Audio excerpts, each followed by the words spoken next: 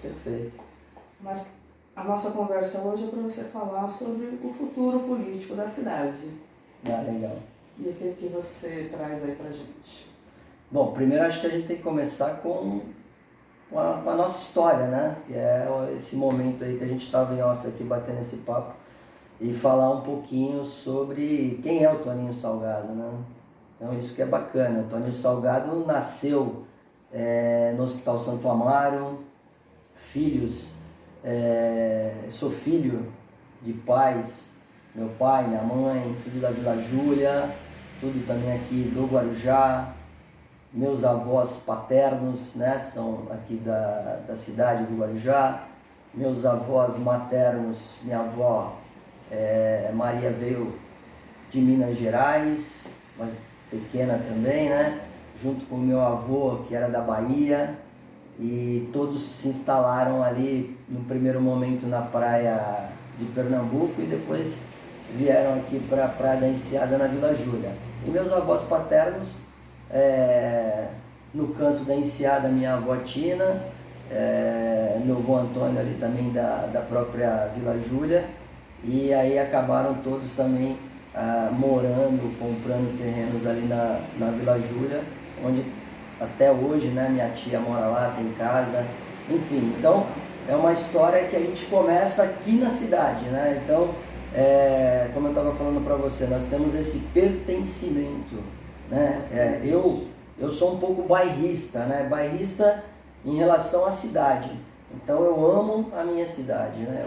Eu acho que nós, principalmente homens públicos, a gente tem que ter essa relação, esse pertencimento e essa relação com a tua cidade, essa identidade, ou seja, está no meu DNA essa questão do caiçara, essa questão do Guarujá, essa questão de manter ainda as tradições caiçaras, né? Eu vejo que a gente perdeu... Está se perdendo, né? Tem pouco trabalho nesse sentido de resgatar e manter a identidade da cidade, né? Então, justamente, Karina, a gente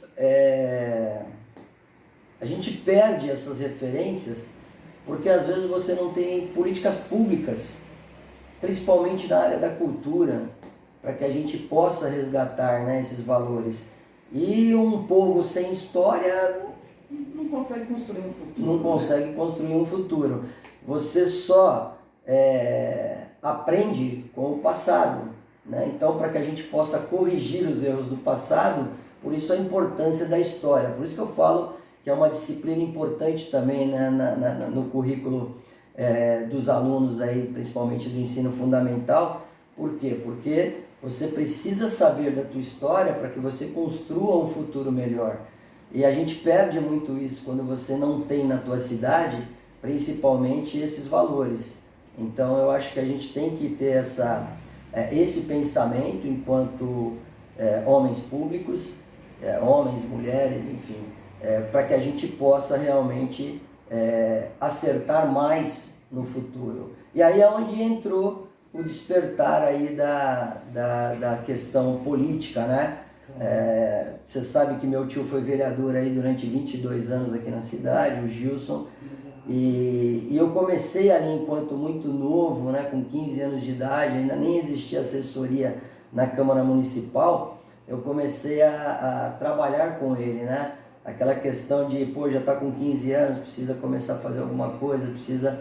E aí eu comecei a frequentar a Câmara para atender telefone, fazer agenda, fazer as anotações, mandar aquelas cartinhas de aniversário que antigamente o pessoal... Hoje com a tecnologia tudo mudou, né? Mas aí eu acabei convivendo ali muito no meio, fiz muitas amizades, graças a Deus, principalmente com funcionários antigos da Câmara Municipal, que são meus amigos até hoje, alguns já se foram, né? Outros ainda estão lá, outros aposentaram, mas sempre com muito respeito, muito carinho, porque todos ali me ajudaram nessa construção, né?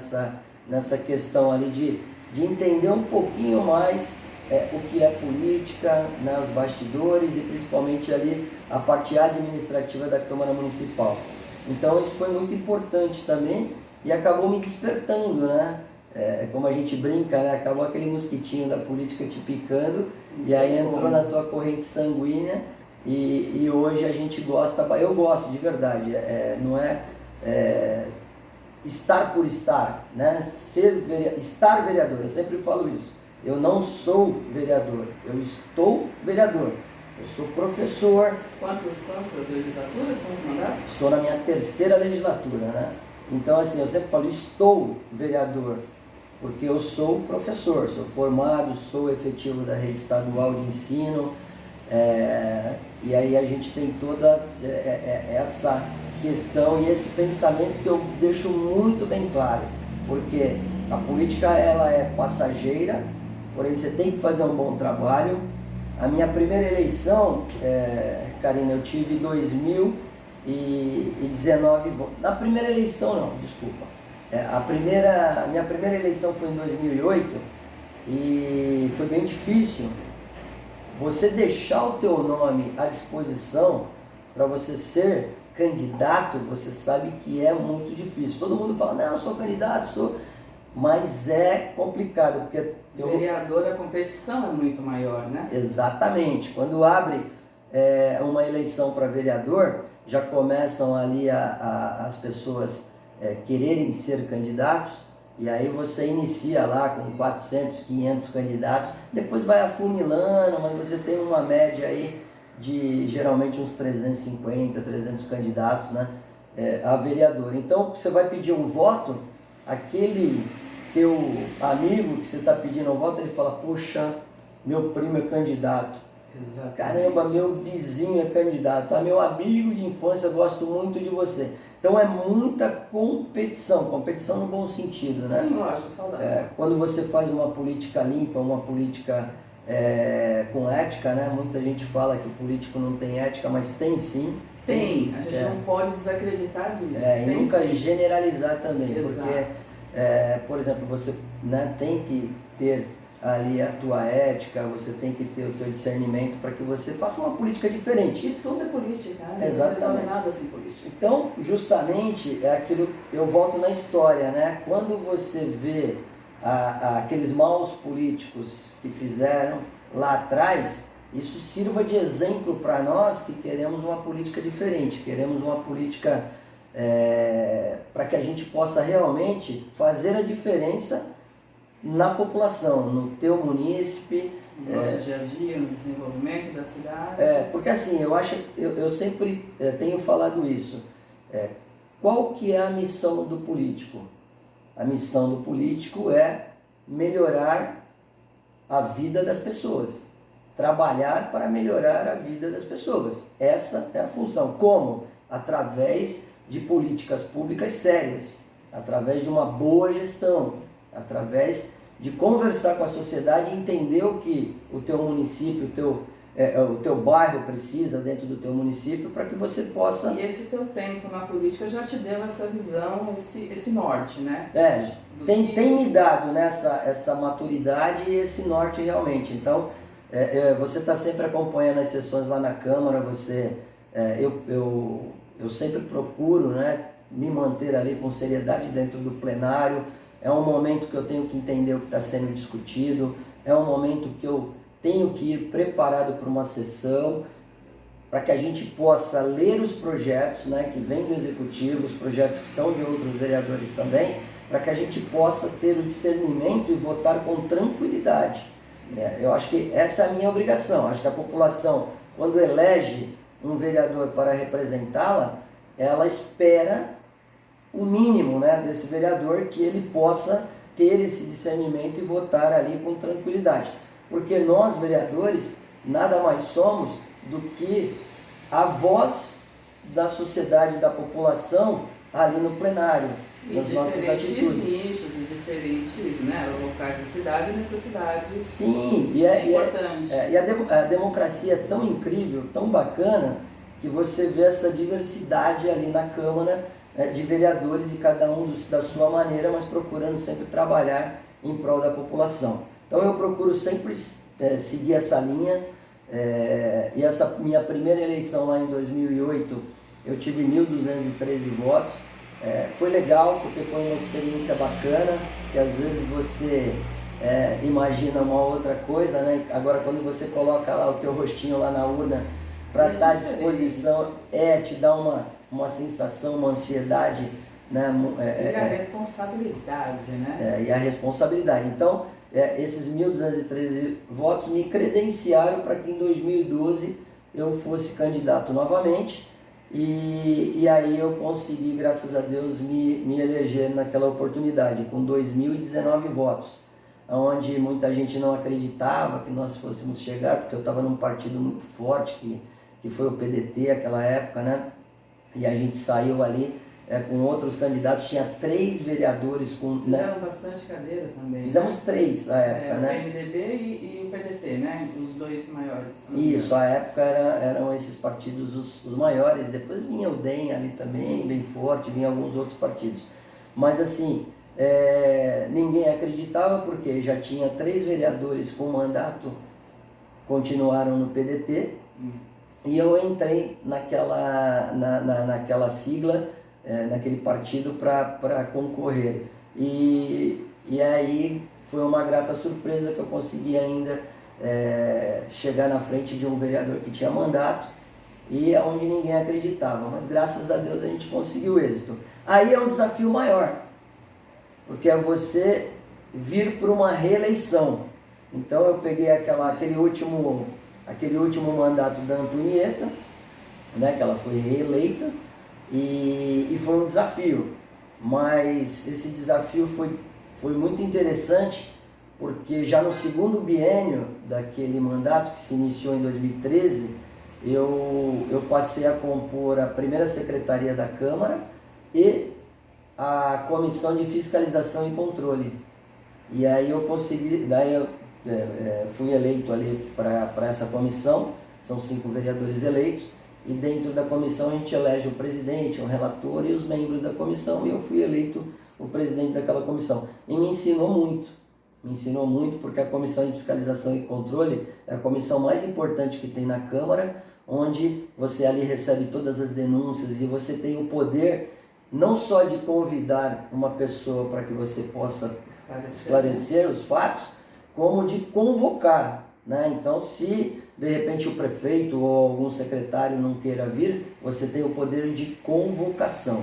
E isso é muito interessante, então é uma comissão que realmente tem poder, e nós fizemos um bom trabalho. E isso que eu ia te falar. Eu, no primeiro biênio, eu fazia parte da comissão como membro, já fiquei ali aprendendo bastante.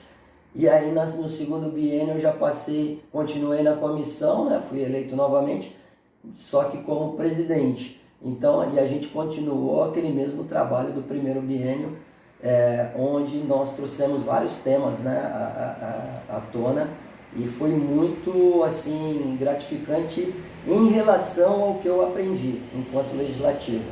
Sim. E aí vem o desafio, porque foi um período muito conturbado da nossa política da cidade, onde... CPI, isso, não é? SEI, né? SEI. Comissão especial de inquérito, enfim. E aí, como se fosse uma CPI, né? Só muda a sigla, mas é a essência a mesma.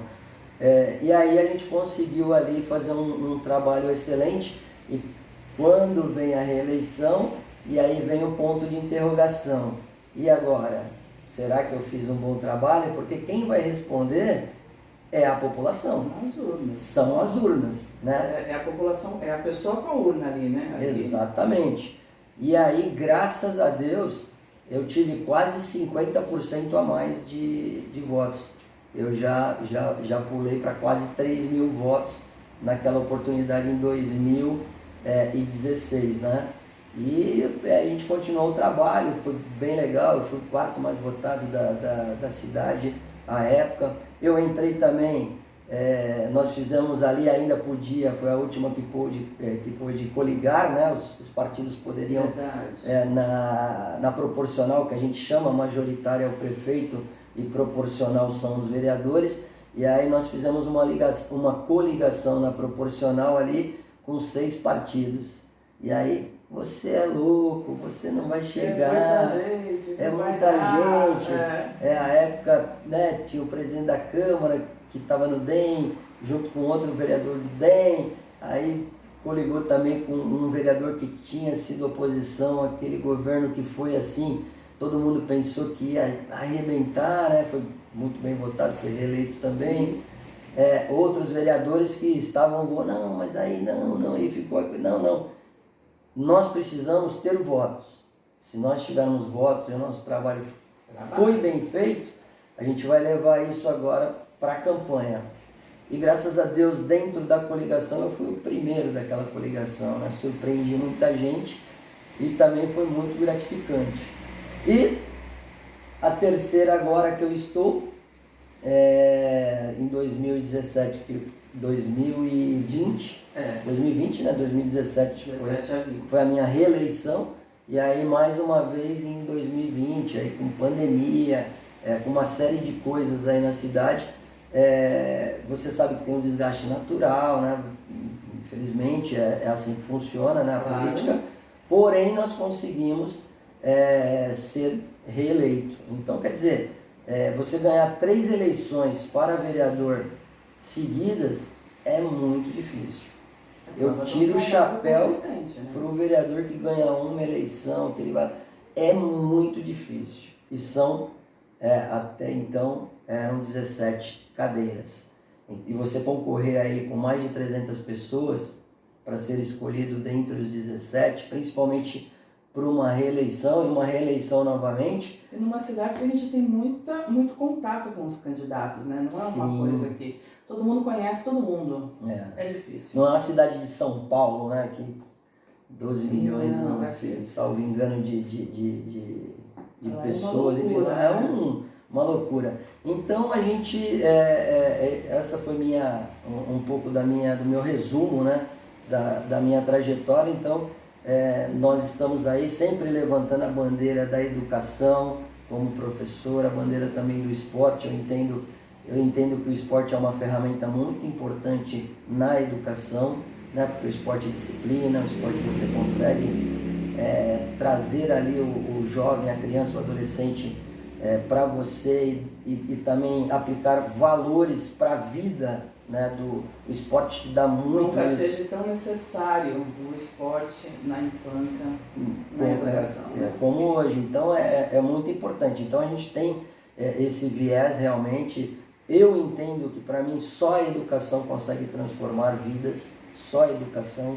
Por quê? Porque com a educação você vai saber votar melhor, você vai conquistar o teu espaço, você vai conseguir almejar coisas boas na tua vida profissional. Você enxerga um futuro, né? Você enxerga um futuro. Você tem uma perspectiva de melhora de vida. Uma perspectiva de melhora de vida, melhora, né, a tua autoestima, enfim, aí tua vida melhora, né, como você disse. Então, assim, para mim, só a educação transforma. Então, nós, enquanto agentes públicos, né, políticos, essas políticas públicas, para mim, a educação ela tem que ser primordial, a gente tem que transformar. E numa cidade onde você tem o maior orçamento e a maior secretaria, né, dentro do nosso município, um orçamento aí de mais de 665 milhões de reais, uma só secretaria, é um orçamento muito maior que muitas cidades do interior, que a cidade inteira eu estou falando. Então você tem isso em uma secretaria. Então, se você tiver uma boa gestão, pessoas capacitadas, pessoas com uma expertise dentro da área educacional, e você, enquanto gestor, falar, para mim a educação ela tem que ser a menina dos olhos aqui da nossa cidade. Lógico, a gente tem a saúde também, que a gente vai falar um pouco, mas para mim a educação você vai conseguir transformar a vida das pessoas. Então a gente tem que ter um foco muito sério, um foco muito importante, com muita seriedade, com uma gestão dentro da Secretaria de Educação, com uma gestão importante, para que a gente consiga transformar realmente. Esse é o ponto hoje da nossa educação, né? Esse é o ponto da nossa educação. Então, é triste quando você vê uma cidade com um orçamento de 665 milhões na educação e a gente vê um monte de problemas dentro da educação. Óbvio. E quem está lá na ponta, agora eu vou defender a minha classe, que são os professores, estão trabalhando demais. Quem está lá na ponta, cuidando lá do aluninho, só que às vezes você não tem nem estrutura física, uma sala de aula decente, você não tem às vezes atraso em material didático, atraso em material em uniformes. Não pode, você tem que tratar isso com muita responsabilidade. Eu acho que esse é o caminho, então a gente tem que ter esse viés. Aí voltando para uma outra secretaria importante, que tem um orçamento também muito importante, mais de 459 milhões de reais, que é a Secretaria de Saúde, onde você tem que ter ali uma gestão perfeita, né? Uma gestão perfeita para que as coisas não aconteçam de uma forma errada, né? Como a gente viu. Né? Foram quantos secretários até hoje? Já se passaram, acho que 8 ou mais de 8 secretários. É um absurdo, né? Nós termos isso. E às vezes secretários que não têm um comprometimento com a cidade. Nós temos excelentes funcionários de carreira. Verdade. Tanto na área da educação quanto na área da saúde. Temos excelentes profissionais aí de carreira que conhecem a máquina como ninguém. Nós temos que valorizar o funcionalismo público, isso com bons funcionários. Eu sei que para a máquina girar, a máquina funcionar, só o funcionário comprometido. Como em toda a área, você sabe, né, aqueles funcionários que não querem muita coisa, mas isso seja no estado, que eu sou do estado também, seja no município, seja a empresa particular, ela tem essa facilidade, às vezes o cara não está funcionando, é uma dispensa. Quando o líder é comprometido, ele consegue mobilizar os demais funcionários. Então assim, nós temos excelentes funcionários de carreira que conhecem essa máquina como ninguém. E aí nós temos que valorizar esse funcionário, né? Eu estou te falando tudo isso por quê? Porque eu estou na minha 3ª legislatura como vereador e não pretendo vir mais candidato a vereador.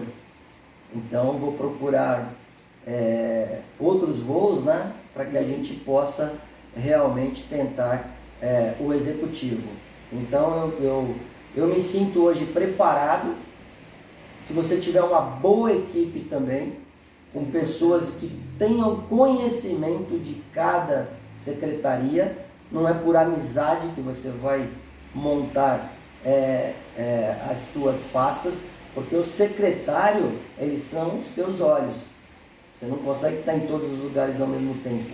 Verdade. Por isso que eu te falo que você tem que ter os funcionários de carreira com você ali comprometido, óbvio, outros que virão, né, com capacidade, com expertise dentro da área, mas o funcionário de carreira, ele é essencial para o funcionamento da máquina. Então você não pode ter ali, porque o cara é teu amigo, porque o cara... Não. Desde que tenha expertise, desde que ele seja capaz, tenha qualificação para ocupar determinadas cadeiras, e aí sim, eu acho que aí é uma questão de gestão. E não funcionou, você automaticamente tem que trocar. Mas isso é um conjunto de fatores, e isso a gente precisa de ter gente com você comprometida com a cidade também. Então não é sozinho ninguém vai para lugar nenhum. Então, ainda mais em política, né? Ainda mais em política, você tem que ter ali realmente esse pensamento. Então eu estou deixando sim o meu nome, você fez essa pergunta desde o início, né? Lógico. Eu estou deixando sim o meu nome à disposição, isso é uma construção também, né? É uma construção que eu já venho fazendo e se Deus quiser a gente vai poder deixar o nosso nome à disposição para a cidade, porque aquela questão do pertencimento, eu me sinto, né, um guarujaense, eu nasci aqui na minha cidade e amo a minha cidade, então eu acho que o que eu puder fazer em relação a ajudar a minha cidade com políticas públicas sérias, eu acho que isso é o que vai ser bem legal. Eu acho que isso, se nós deixarmos o nosso nome, né, eu deixar o meu nome à disposição para ser mais do mesmo, aí eu acho que eu não preciso, né, não fazer isso. Então, eu quero sim, eu quero deixar um legado, eu quero deixar esse legado de seriedade também, que eu tenho no legislativo, que eu estou fazendo no legislativo, com coerência. Excelente. Respeitando todos os meus colegas, porém com a minha coerência, com as minhas decisões, com as minhas opiniões e respeitando as demais, porque isso é democracia. E nós jamais podemos perder a democracia. Sim, fantástico. É isso que a cidade precisa. Pessoas comprometidas que queiram fazer políticas para a melhoria da cidade. É isso. Muito bem. Muito obrigada. Eu que agradeço. E vamos na caminhada, né? Vamos junto aí. Então tá bom. Obrigado, Caio.